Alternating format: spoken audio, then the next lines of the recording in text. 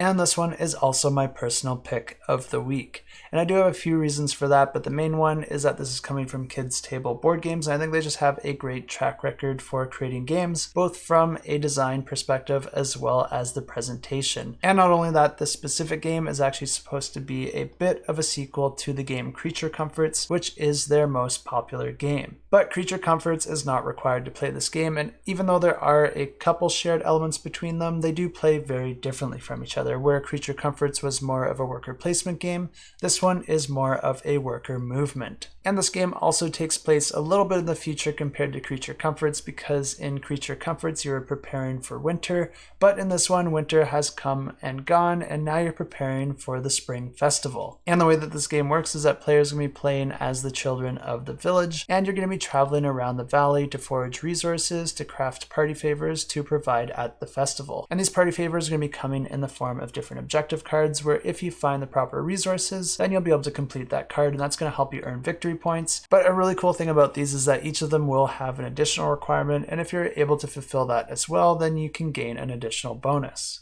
But the Valley doesn't just offer resources, because players can also discover different curiosities. And these are really helpful because these can actually help you make more friends within the Valley. And these character cards can help you in different ways, like allowing you to move through different terrain types or allowing you to move further. And of course, since this is a worker movement game, each location is going to have an action associated with it. And whichever location you end your movement at, you're going to be able to take that action.